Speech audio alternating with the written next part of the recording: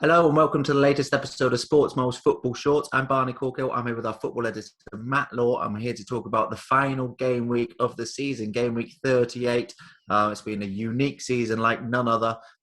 Champions have been decided, relegation's been decided, top four and European football is the big thing to be decided in the final game week of the season. Unfortunately, I have to say it looks like our prediction competition has probably been decided as well. Matt came out with two back-to-back correct scorelines, unbelievably, in the last round, which puts him 23 points clear. You must be delighted with that, Matt. I mean, it's a big score, isn't it? We're talking about you might be able to come back and listen. You never know; a lot of strange things happen, but I mean, it's a big ask, isn't it, for you? It is, and if I do manage to overhaul that gap on the last third of the season, we'll do a special celebratory podcast for the greatest comeback deal in sports mile history. All right. Well, all the games this weekend take place at 4 p.m. on Sunday. So we'll go through them in alphabetical order, starting with Arsenal versus Brighton. Arsenal do appear to be ending the season strongly. 3-1 winners over Crystal Palace last time out. Brighton with that incredible comeback against Man City. Okay, Man City down to 10 men, but Brighton, it will still go down in history as a great result for them to beat the champions. How do you see this one going, Matt? Yeah, like you say, two sides that, I mean, Arsenal won their last four now in the Premier League, haven't they? Which is, you never really saw that coming since the Arsenal defeat, the home defeat. Okay, sides that, three of those four you'd expect them to probably beat. But the Chelsea game away recently was very, very good, and obviously put themselves in a position where they could potentially qualify for the Europa Conference League. Obviously, it's a strange, unique competition. It is European football, and obviously they will need Tottenham and Everton to both slip up in their games for Arsenal to, Tottenham and Everton both draw and Arsenal win, then that'd be enough to finish seventh. So a lot to play for Arsenal on the final weekend, but it's a tough game, isn't it? We've said all season, haven't we, Brighton? It's been on repeat what we've said. They play very good football, not picked up enough points, but showed last time out against City that, okay, it's not a City that were flying and there were changes and they've got their eyes elsewhere. But it was still a very good performance from a side that, were missing some key players. Duncan Maupay was still absent and they managed to put on a really good performance. And I do think, obviously, Graham Potter's getting linked. I think he's been linked with a Tottenham job today or the last couple of days, and be very interesting to see if they can keep him, because I know you're a big fan and so am I. I really do like the way he sets his teams up, and they'll do well to keep him, I think. But yeah, it's a very interesting game. Arsenal, like we say, Palace against Palace last time out. First half, I didn't think Arsenal were very good, but second half came up with some. Obviously, scored twice late on in the very latter stages. But Nicolas Pepe found a bit of form, and Mikel Arteta's been praising him recently. Obviously, loads of money, but played a lot better. Yeah, I think Arsenal win this. I don't think they'll finish seventh, because I don't expect. I mean, they could finish seventh. Actually, it is very tight, isn't it? Saying that, I mean, I say I don't expect them was going against what I'm saying, because Leicester, Tottenham, and then Everton, City, isn't it? So very, very tough games for those, and yeah, a win might be enough. And I have backed Arsenal to win here 2-0.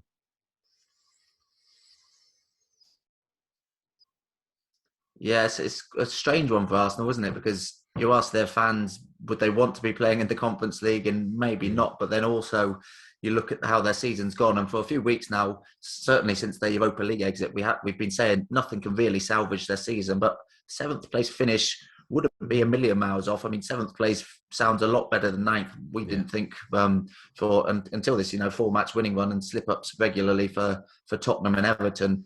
I didn't think Arsenal would finish in the top seven, certainly. So if they do end up finishing seventh, it does sound a lot better than ninth. It comes with the increased prize money for finishing seventh, of course, a couple of places higher. And I think it just gave more of a sense of something to build on. It wouldn't feel like an absolute catastrophe of a season, which it has looked like it's been for a long time. So I think it's an interesting game for Arsenal, because as I say, the flip side of that is, do they want to be playing Conference League football, or would they rather finish 8th or 9th, not have European football, and really rebuild from next season with a fresher squad than the other teams in Europe? So yeah, it's an interesting one. For me, this is the type of game Arsenal always seem to win. In my head, towards the end of the season, pressure's a bit off. They could start playing football with a bit of freedom, and when they do that, there's few better teams in the country than Arsenal at doing it, even with this current crop, which I think is obviously a far cry from what they've had in the past. Even the current crop, if they're playing with the shackles off, can really hurt teams. And with Brighton, I think 3-2 win over Man City last time out, that will be sort of, a big result for them, which they'd celebrate. And maybe often we can see hangovers after a result like that, even though it's not saved them from relegation or anything big like that. It's a big result for them to beat the champion. So I've actually gone out there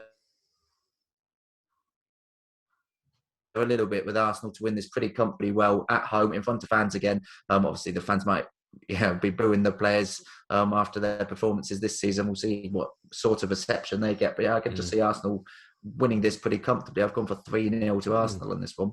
Okay. There's Aston Villa versus Chelsea, again, also at 4 p.m. on Sunday, all the games.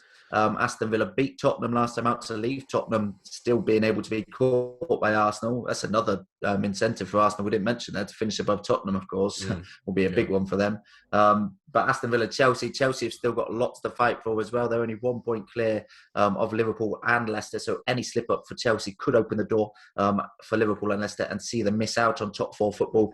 Chelsea obviously picked up that big win against Leicester last time out. How do you see this one going? Yeah, interesting. I think the fact that Villa have already got 11th now down, they can't catch Leeds, and they're not going to get caught by Wolves. So Villa will finish 11th this season, regardless of what happens, in this game and the rest of the game. So it does give them a bit of a free hit. I know they're obviously be full of confidence, weren't they, after the Tottenham game? I thought Villa were. I did think Tottenham were poor, to be fair, but Villa was still really good. I think Ollie Watkins had a really good game. Obviously got his goal and just caused loads of problems. Obviously Grealish being back helps as well. I know he came off for the final 20 minutes, obviously managing his fitness. He had ice, then he strapped to his shins that have obviously still a bit of a concern moving forward. But yeah, no, a lot of positives to Villa. I think the young man that came off the bench late on as well. I'm not going to try and pronounce his name, Chucky Woolmenka. He has obviously been linked with a lot of clubs, hasn't he? And he looked really good. I think he hit the post, didn't he, late on? So really good game from him. A lot of positives for Villa to take into the game. But I just think Chelsea, I've got a feeling for Chelsea. I thought they'd win before. Obviously, I thought they'd beat Leicester, and I did think they would beat Villa as well. I think they'll get there in the end. Obviously, if they lose this game or draw the game and Liverpool and Leicester both go and win, then they drop out the top 4. But they would obviously then have another chance to make Champions League by playing in the final of the Champions League against Man City. So, but it's not against the realms of possibility, is it, that they do lose this game or draw and finish outside the top 4 and then lose the Champions League final? And that would be such a disappointing end to the season. But yeah, as you say, a big win over Leicester last time out. We both expected them to win that game, and they did. But I think Chelsea would just have enough here. Villa, as I say, a bit of a free hit for the home side. They're going to finish 11th anyway. But yeah, just tight game. But Chelsea 2-1. Yeah, I have gone the same, and I do expect that to be the case. I'm weighing up in my mind whether to change it. And to be honest, my initial reaction to this was I wouldn't be surprised at all to see a draw with this one. Villa have got, as we've said many times, the players to hurt Chelsea. But delving a bit deeper into Villa's home form really put me off this season. Only I think it's 5 teams have picked up fewer points at home in the entire Premier League. So that's really hurt them this season. Their away form's been much better than their home form has been. Of course, the subplot to that is fans will be back at Villa Park. They'll be keen to cheer their team on after a much better season. First time, obviously, they've been able to do that for a while. And so, while we read into that home record over the course of the season, the conditions for this particular home game are going to be completely different to the conditions for all the other home games so far this season. So that is the subplot. And maybe that will spur the players on. I think Chelsea, that win over Leicester was absolutely huge for them. Anything other than a win in that game for Chelsea would have been, left them on the verge of suddenly a really poor season. We said a few weeks back, their season's pretty much these final 4 games of the season. They could have had one of the greatest seasons in their history. Still could, probably, if they go and win the Champions League. That'll always be up there among the best seasons in their history. If they had won the FA Cup as well and finished in the top 4, you're looking at a memorable, historic season. Obviously, they've now lost the FA Cup.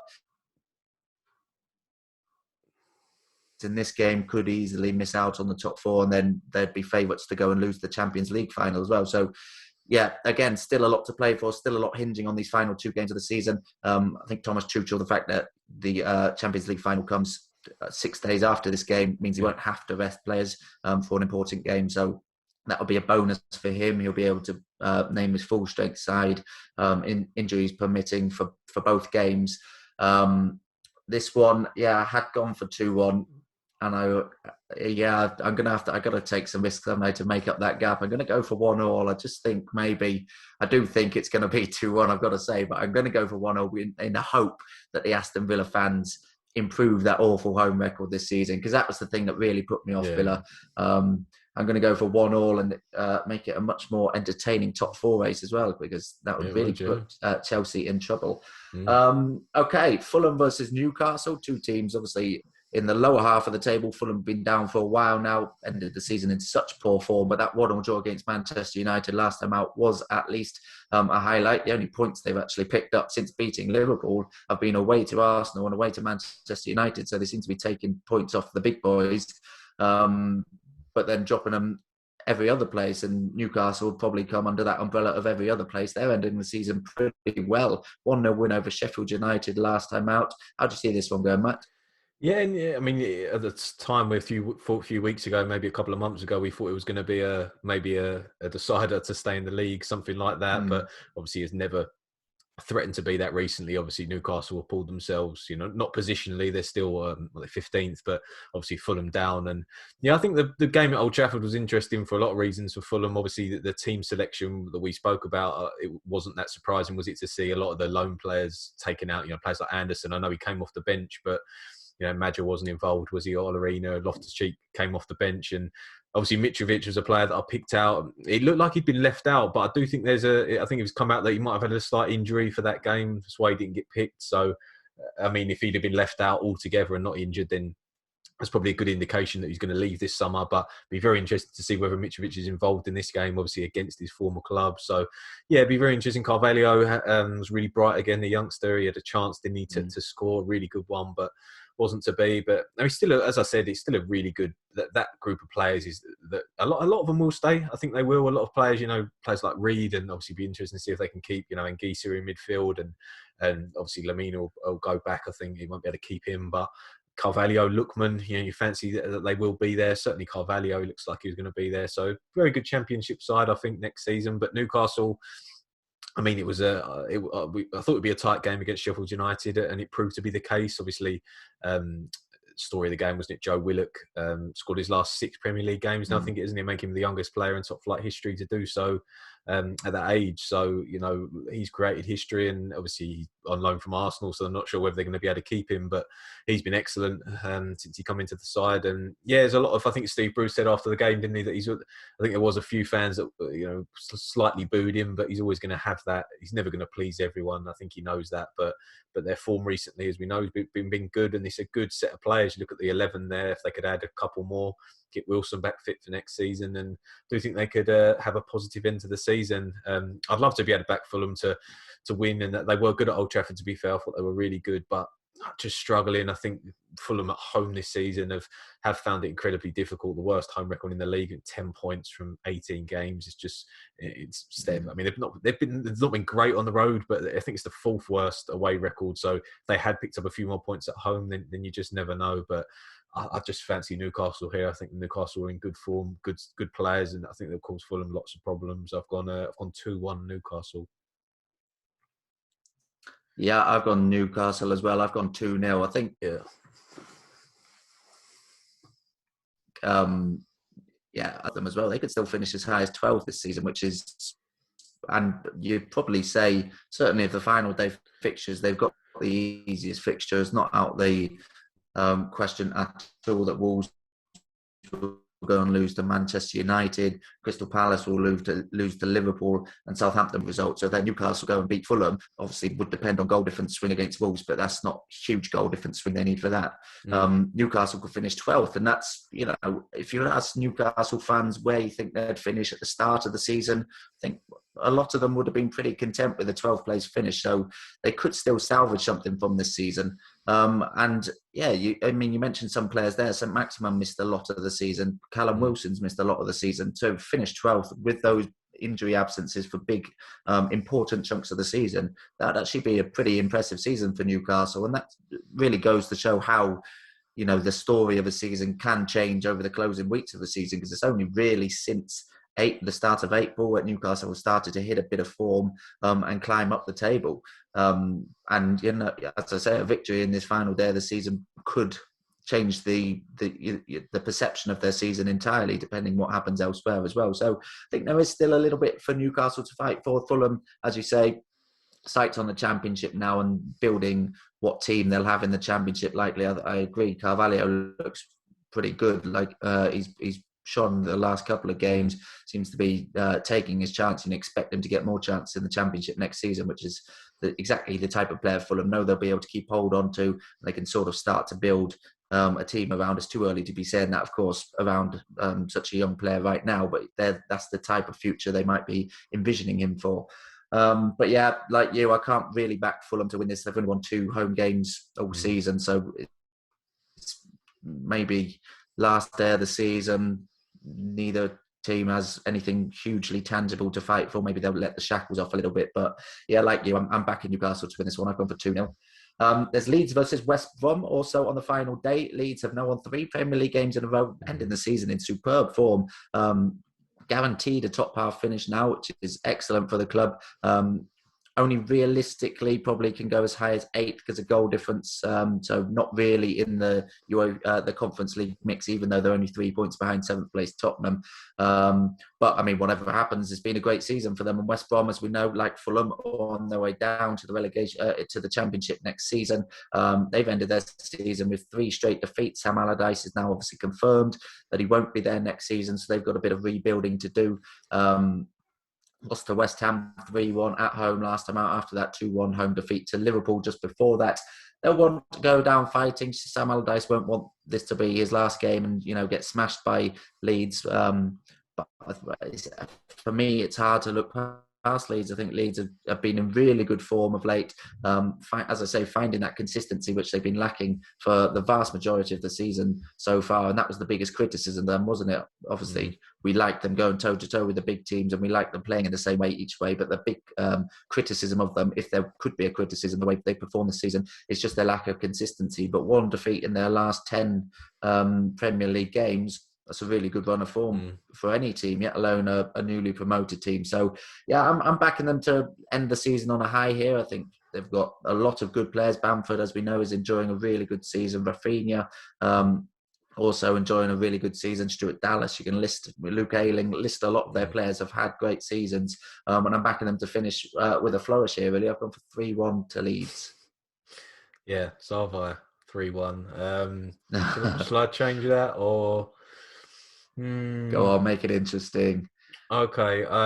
Yeah, I'll just go 2-1 then. I was going to go 4, but no, I'll go 2-1 Leeds. Yeah, I think, as you say, I think the interesting thing for Leeds as well recently is how good they've been defensively. Apart from the 2 they conceded at Brighton, 1 goal in their last 3. Obviously 0-0 against Manchester United, 1-1 against Liverpool, beat City, only conceded once. They've really tightened up, I think, defensively over the last few weeks, and that's been a major positive. Obviously Rodrigo is back into form, and you just look at that starting 11. I know they're, Alioski's I think's already agreed to go, hasn't he? I think he's off to Turkey this summer. But you look at the players they could add. I mean, Llorente's had his injury problems. Robin Koch's had his injury problems, and Helder Costa's obviously out for the rest of the season. But there's a really good squad there, and it's going to be an attractive club for the managers. Obviously, an attraction for a lot of South American players and obviously players from La Liga as well. That they'll know him from that league, and I do think they could really next season. I mean, be fascinating to see if they could push for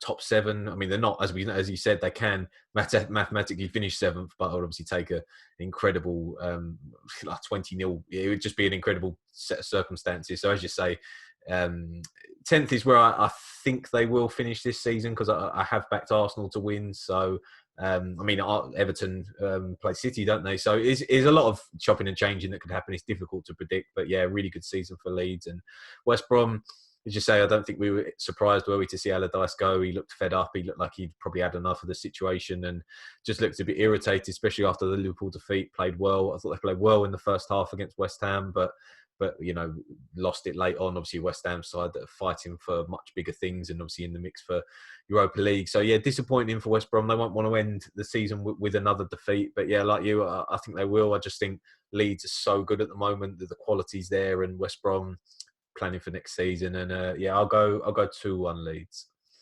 2-1 Leeds for Matt in that one. Okay, one of those big games in the top four races, Leicester versus Tottenham.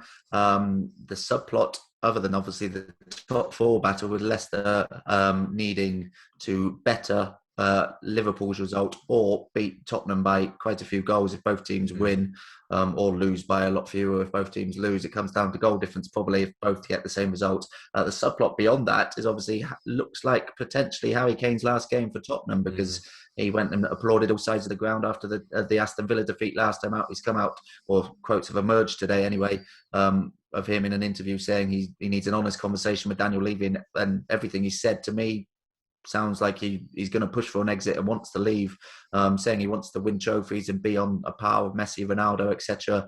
That's realistically, that's not going to happen at Tottenham anytime soon. So everything points to him wanting to leave. So that's a big occasion for Tottenham, of course. They've got the incentive as well in terms of Europe to potentially even get Europa League. They have to win and hope that West Ham lose for them to get Europa League, but also to finish above Arsenal and to finish in the Conference League spot. If they want that Conference League spot, they also need to win. If they win, then they're guaranteed at least 7th place pretty much, because of goal difference compared to Everton. So there is still stuff riding on this for Tottenham as well. You'd say more riding on it for Leicester probably, just because of the Champions League carrot that is in front of them. And a 2-1 defeat to Chelsea last time out is, it didn't come as a surprise to either of us. We both backed Chelsea for that one. But it is disappointing for Leicester. And as I'm not even a neutral, obviously, in the top four race, but as a football fan, you feel for Leicester, because they've been up there pretty much all the season. To drop out in the penultimate round of fixtures, they've barely been out of the top four all season. It is harsh on them, and they're the sort of club, it's difficult to dislike in recent years. They've been, up there fighting against the big boys with a much smaller budget. Obviously, the famous title win, the FA Cup win a week or so ago, it's sort of a fairy tale story, the club's rise in recent years, and it's hard to begrudge them. And for them to miss out on the Champions League late on, 2 seasons in a row, it's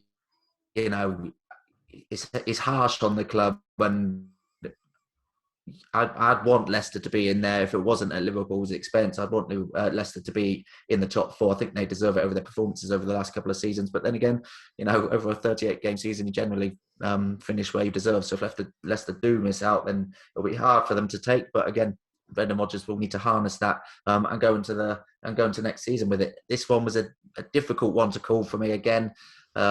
Tottenham, I just don't trust them really at all. The 2-1 defeat at home to Aston Villa sort of encapsulated their season. Ryan Mason's not going to be there long term, so they need rumours today that they've drawn up a 4-man managerial shortlist.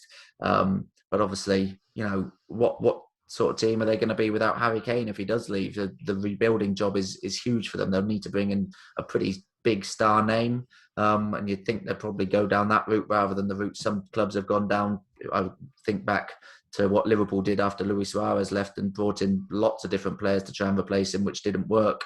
You think Tottenham probably need to bring in a player who's going to make up the most of his goals and assists, but there's very few of them in world football at the moment. So yeah, it's difficult to see what the future holds for Tottenham if Harry Kane does leave. They'll want European football probably, even if it is the Conference League. So they'll be going all out for the win in this one. Made it a difficult one to call for me. In the end, Tottenham's really poor away form just edged it in favour of Leicester for me. So I've gone for 2-1 to Leicester in this one. Yeah, I thought you would. Yeah, I've unfortunately gone 2-1 Leicester as well. It's just a 2-1 game, isn't it? I think it will be 2-1. It's so interesting, isn't it? That last, I mean, it's a saving grace, isn't it? I've said it a few times, of this European race, because otherwise the last few stages, this last game week might be a bit dull, to be honest. But yes, it's fascinating, isn't it? And the fact that, Liverpool are going to finish, I'd be very surprised if Liverpool didn't finish in the top 4 from now, because I just can't see them not beating Palace. But Chelsea, the Villa game's dangerous, and Leicester just have to look after themselves, don't they? They have to bounce back, and there's obviously the talk that we've had about FA Cup or top 4 the FA Cup was for Leicester's fantastic, and I agree with what you're saying. They are a very difficult club to dislike, aren't they? I think that the scenes at the end of the FA Cup game, the owner's son coming onto the pitch, obviously what he's been through in terms of his family, and it's just you just don't see that, do you, with other clubs? All these talk of owners, obviously the Super League supporters club, they want to meet with the chairman of clubs and owners and sort out a better sort of rapport between them. But Leicester just seems like that they do things the right way. And as you say, it's been a fantastic season for Leicester, and it's very Leicester's home form this season. 8 defeats at home. It's just it's so many, isn't it? Their away form's been 11 wins on the road, and only City have won more, I think, away games this season than Leicester. So it's very, very difficult, I think, to finish top 4 if your home form's that bad. Because it has been bad compared to where they want to be, and that does make me side a bit. As you say, Tottenham's away form this season hasn't been great at all, so very inconsistent. And yeah, Harry Kane's last game for Tottenham, I think it will be, wouldn't it? I think he's going to go, but there's that, they've been there before, and Tottenham got lots of money, Gareth Bale, and then tried to replace him. And I do hear this talk about 150 million, go and sign players, but it's very difficult, isn't it, to go and pick players that are of a required standard for 20 million pounds these days doesn't get you much, does it? It used to get you a fair good player, but now you're talking about the good championship players, around that money. Talking about Buendia at Norwich, I think Arsenal like him, and they're talking about 40 million. So that just tells you, doesn't it, what the situation is? Yeah, but I agree. I think Leicester will win this. Obviously, it remains to be seen whether that is enough. The results I've gone through for this week would suggest that it's not, because I do expect Liverpool and Chelsea to both win. But yeah, it's very interesting to see. But yeah, 2-1 Leicester. 2-1 to Leicester for both of us in that one. Okay, we mentioned Liverpool there. They host Crystal Palace. They've got themselves back into the top 4 with a really good end of season run, 4 wins in a row to end the season, hitting form just when they needed to salvage their top 4 hopes. And they've been given a couple of helping hands from elsewhere as well. 3-0 win over Burnley last time out. Flattered Liverpool, to be honest. They created a lot of chances, but so did Burnley. Burnley could have easily got something out of that game, or at least run Liverpool a lot closer. But the 3-0 win was not only obviously great for their points tally to lift them back into the top 4, but really good for their goal difference. They're now 4 goals better off than Leicester, which means if Liverpool go and beat Palace 1-0, Leicester would have to beat Tottenham 5-0. So it's a huge or better Leicester's result to pretty much guarantee top 4 qualification. Then obviously about that goal difference swing, presuming Leicester don't make up that goal difference swing. So very much in their hands, and they'll be confident at home to Crystal Palace. Obviously, they've had huge troubles at home this season. Crystal Palace was actually the reverse fixture before that really poor run of fixtures, was one of the last highlights of the season for Liverpool. That 7-0 win at Selhurst Park, absolutely huge win. You'd think Liverpool, with fans back in Anfield, should be over their Anfield troubles at the moment. Obviously, since that losing run, they've beaten Aston Villa at home, they've beaten Southampton at home, have drawn with Newcastle at home as well. So maybe not entirely over that home form, but it looks like it's now behind them, and their form in general. It looks like they're starting to get back towards their confident best. And I think, the wins over Burnley 3-0, even if it did flatter them, are the sorts of results which will get them back to that. And they're still shaky at the back. That's natural with Reece Williams and Nat Phillips. I think Nat Phillips was brilliant at both ends of the field against Burnley, but still inexperienced centre-backs. I think if you put Nat Phillips next to a Virgil van Dijk, you've got a good defender there, but next to another inexperienced defender, he's still learning his trade as well. So, yeah, the chances will be there for Crystal Palace. Liverpool have not looked sturdy at the back by any stretch of the imagination. Look at their last few games. As I said, Burnley could have scored more. West Brom could have scored more than their 1. Man United could have scored more than their 2. In recent games, they've been giving up a lot of chances, but still managing to win. I'm backing them to do exactly the same here. I've gone for a 2-0 win to Liverpool in this one, which should be enough, obviously, to see them qualify for the Champions League next season, which is obviously a massive, massive thing for them after such a troubled season in terms of injuries and everything like that. And they'll be thinking, get this one out of the way, win it, qualify for the Champions League next season, get squad back to full strength, and then next season hopefully they'll be thinking about pushing for the title again with a full strength squad. I'd certainly back them to be back up amongst the top of the league rather than scrabbling about on the final day of the season to get fourth place. But yeah, they just need to avoid a slip up here. And obviously, you mentioned earlier that you can't see Liverpool not winning. I can see that happening. Liverpool have slipped up a lot in games like this season, and I wouldn't be too surprised to go and see Palace win. But I'm hoping and I'm expecting Liverpool to get the job done at Anfield, fans back in, be a bit of a celebratory atmosphere. So I'm expecting Liverpool to get the job done and keeping everything crossed that they do. I've gone for 2-0 to Liverpool in this one. Yeah, it's a very interesting game, isn't it? I'm looking for reasons. I think Palace's last 3 Premier League wins over Liverpool have actually been at Anfield, so I found it difficult at Selhurst Park against them, but have enjoyed success. Palace at Anfield, apart from obviously I think they've lost the last 6 or 7 against Liverpool in the league. So recent form's not been great, but they do know how to win at Anfield. So they obviously have the players as well capable of doing that. Roy Hodgson's last game in charge, obviously had his last home game against Arsenal, and I thought they were decent against Arsenal. Palace, to be fair, Benteke obviously levelled the scores, and then Arsenal scored twice in stoppage time on another day. That's a 1-1 game, and that'd given me another 5 points and put you further behind in the prediction thing because I picked 1-1. But yeah, I thought they were decent, to be fair, in that game, and I do think they'll be keen to give Roy Hodgson obviously a good result to send off. But yeah, Liverpool against Burnley, I think Chris Wood missed that big chance, didn't he, in the first half of that game? If that goes in, then you never know what will happen. But yeah, I agree with Nat Phillips. I wasn't sure about Nat Phillips at all for a while, but the last few games he's really impressed me, and his dominance in the air is sometimes undervalued, isn't it? There's this talk about all centre backs have to be good on the ball and stuff. But you think about the great centre backs in the Premier League, Terry, Vidic, even Ferdinand was really good inside his own box, and obviously Van Dijk as well. Now Ruben Diaz is excellent in the air as well. So, and he's up there with all of them. I think aerially, Nat Phillips, he's an absolute beast, isn't he, in the air? So he's been really good. Obviously, Firmino come up with a goal as well, and also Chamberlain a really good goal late on, wasn't it? Hasn't quite happened for him for a number of reasons, but really big win. And yeah, as I say, I don't think Liverpool will slip up here. As you say, I'll probably use the wrong words. I could see it happening because we know Palace, that they are capable. They've got some good players, and they play on the counter sometimes, and that they can be difficult. But yeah, I'm a bit at odds here because I have also gone 2-0, but I'm in two minds about changing it because if I ended up changing it and it cost me, it could be a bit of a problem. So I'm unfortunately going to have to stick with 2-0 for this one. Liverpool 2-0 Liverpool. Both going for 2-0 Liverpool wins. Liverpool actually, it surprised me before that Burnley game, top of the form table in the Premier League. Yeah. Over the last 6 games. They have turned it on just when they need to, which is great to see from my perspective. Manchester City will be having their title parade in front of fans. They play Everton in their final game of the season. They're at home. Everton beat Wolves last time out, but lost at home to Sheffield United before them, sort of encapsulates their season. Those 2 results, they're still in, obviously, the race for the Conference League. If they better Tottenham's result, provided they don't draw, Tottenham lose and Arsenal win, then they will be playing Conference League football next season. They are very unlikely to make it into the Europa League as a goal difference compared to West Ham, particularly, considering they're away to the champion. So how do you see this one, Matt?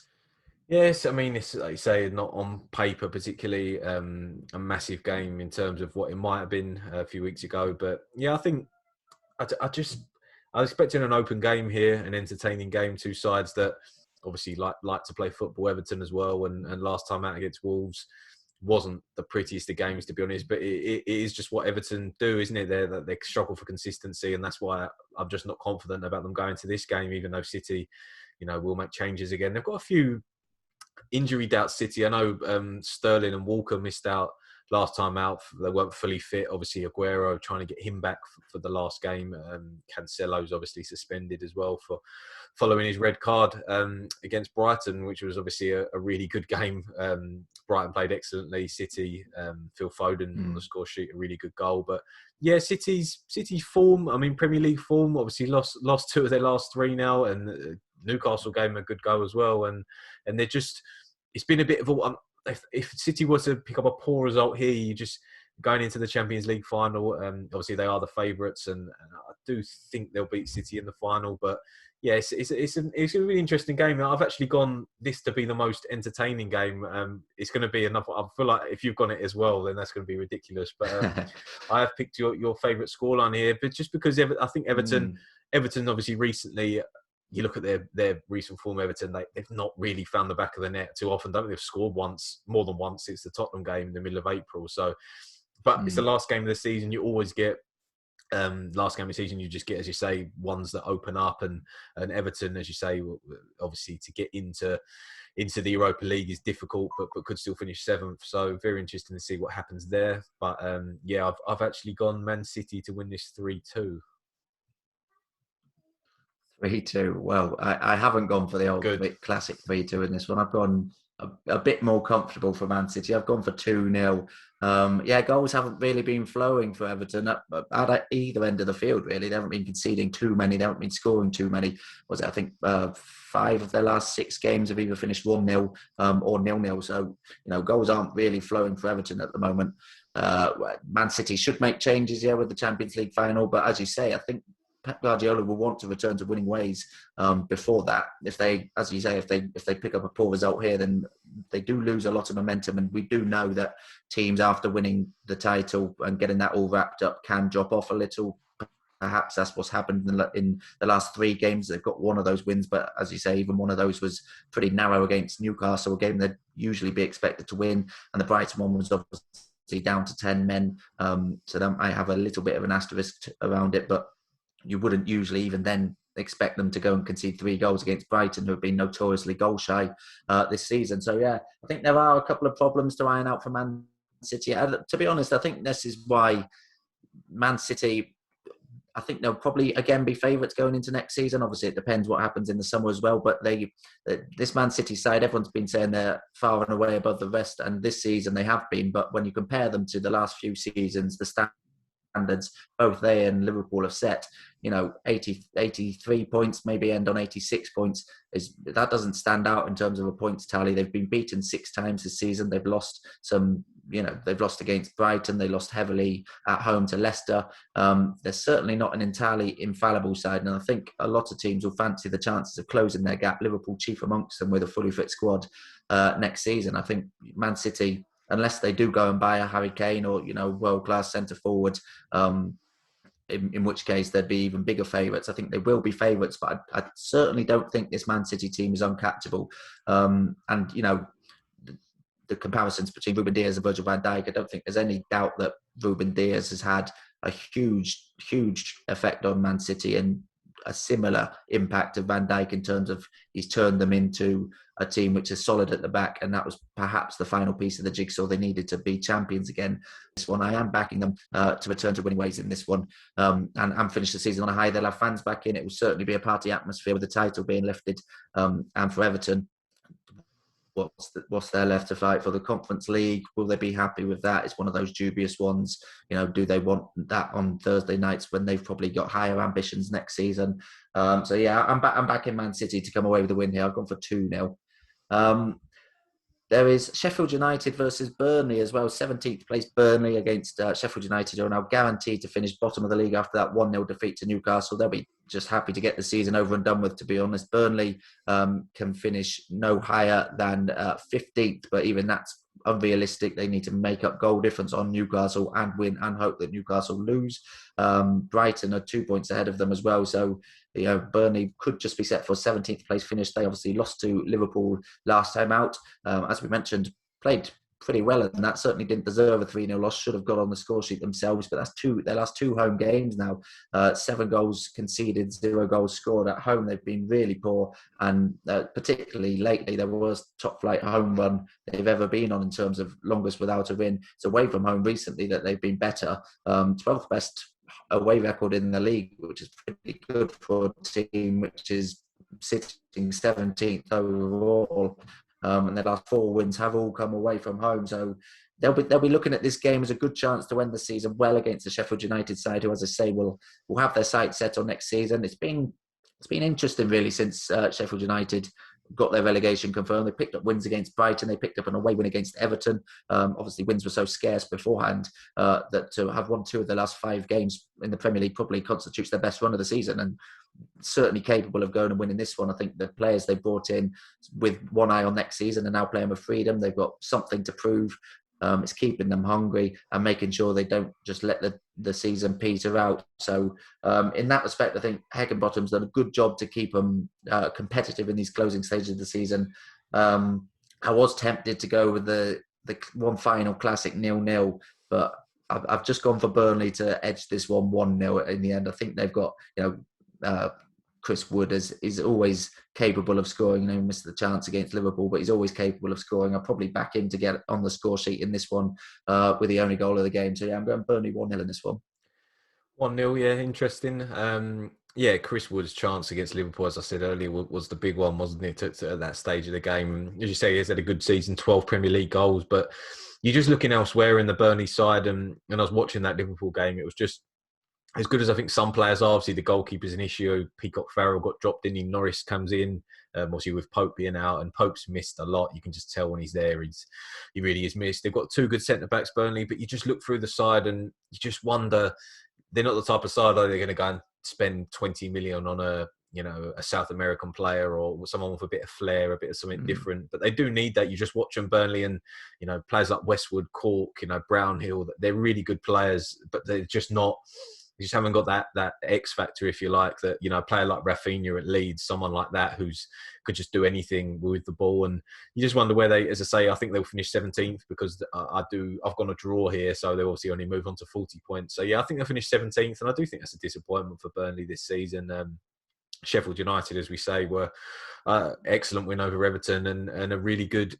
I say really good. I thought they were actually quite good against Newcastle for long spells. Obviously, lost the game 1-0, but a lot of positives. The shape of the side was good. Obviously, Jefferson played again in the final third. McGoldrick had a good game. He had some good moments in that game. So, yes, and I think looking at previous meetings between these two sides, it's not a game. I think the last three games 1-1, 1-1, 1-0. So, not expecting it to be a particularly high scoring affair and two sides that I think both sides will fancy it in this game. As you say, Burnley's away form has been decent, but I just think Sheffield United will fancy, especially after Burnley's last two results. And similarly for Burnley, I think obviously playing bottom of the league, you're going to be the favourites. But positives, I think, Sheffield United, especially if they can pick up another good result here, I think it'll leave them, the fans, feeling pretty hopeful about next season. But I've gone 1-1 here. Sheffield United, just looking at their 19 goals scored all season is dreadful, isn't it? Nowhere near good enough. They're never going to stay in the division with a record like that. Okay, there's West Ham versus Southampton also now happening. West Ham, big game for them in terms of if they avoid defeat, they are guaranteed a Europa League spot. That's all they need to do at home to Southampton is avoid defeat because they're 3 points clear of Tottenham. Champions League dream is now over for them. But they did come from behind to beat West Brom 3-1 last time out. Southampton lost at home to Leeds. They're sitting 14th in the table, could still finish as high as 12th, could still finish as low as 16th though. How do you see this one go, Matt? Yeah, there's a lot of movement that could happen, as you say, in that stages, and it does obviously the prize money and just the way it sounds, as you say, is a lot better. But so Southampton will be keen. It's not like it's a dead rubber, not Southampton aren't guaranteed to finish 14th. You say they can finish higher, can finish lower. So West Ham's performance against West Brom, first half they were really poor, but second half just kept fighting. Always a threat. They moved the ball well, and they've got their key players back at the perfect time, haven't they? West Ham, they were missing Rice, Antonio. Obviously, Bonner was out for a little while as well with that ankle injury picked up at Old Trafford, but they've obviously all come back, and it's a strong side that he's putting on the field at the moment. Obviously, David Moyes looks like he's going to stay there for a while now, and if they could get Europa League, it would just be what a season that would be for West Ham. And I know there's talk of manager of the year, and I do think you'd have to put David Moyes up there if they were to finish in the Europa League places. I really do, because I just think from where they've come from, he's got a good squad. He's assembled a good squad as well, signed some good players. Obviously not him directly, that the club deserve a lot of credit for that, especially a player like Kufal has just signed for absolute peanuts, and he's been fantastic this season. So yeah, really, really, I think they'll get there, West Ham. I do. It'd be devastating, wouldn't it, if they didn't at this stage pick up the point that they need. But that obviously does still rely on, if they lose, they could still finish. It's not like they have to win or they have to draw, if you see what I mean, that they could still lose and still make it, because other teams obviously have to win themselves. So yeah, I do think they'll get there. Obviously Southampton, Leeds last time out, didn't think they were great. in that game, to be honest. Obviously, could be Danny Ings' last game. Talking about Harry Kane's last game for Tottenham, could be Ings' last game for Southampton. I think he'll leave this summer. United have been linked with him. Obviously, a cheaper alternative to the likes of Kane, Haaland, etc. So, yeah, I think I've gone 2-1 West Ham here. I think they'll get there. Yeah, I've gone 3-1 for very similar reasons. I think West Ham have been scoring quite a few goals lately. You mentioned, David Moyes up there for Manager of the Year. We're doing our Sports Mall Awards next week, and you can all vote on them now. And he's obviously one of the candidates for Manager of the Year, and he might well be my pick. They've got, I think it says a lot for their season that they've got a lot of candidates in there. Kufal in for Defender of the Season, Vice Souček in for Midfielder of the Season. A lot of candidates in there, and that speaks volumes about a great season they've had. It again, sort of similar to Leicester. It's a shame that one of those teams hasn't really cracked that top four. It looked like West Ham might for a while. They had it in their hands for a while, and particularly, with the bitter taste left in the mouth regarding the Super League, it would have been nice to see one of those, non-Big Six clubs prove that how ridiculous and ludicrous the Super League was by actually breaking into the Champions League this season. So it's a little bit of a shame. Obviously, Leicester could still do that, but it's a bit of a shame that West Ham have fallen away towards the end of the season. But, it's a learning curve for them. They'll learn from that. And I don't think they've got the feel of a team who are a one-season wonder who won't be challenging around those European places next season. I don't expect them to go and get Champions League next season, but I think they should be in the top half. And I don't see them, if they can keep their main players, tumbling back down to a relegation battle, which they found themselves in last season. So I think future's looking pretty good for West Ham. As you say, David Moyes looks like he's getting a new contract, which would be great news for the West Ham fans, because he's done a really good job in both spells with them, keeping them in the division when he needed to, and then obviously building on that with a great season this season. I can see them building on that and ending the season on a high. Southampton haven't got a great deal to fight for.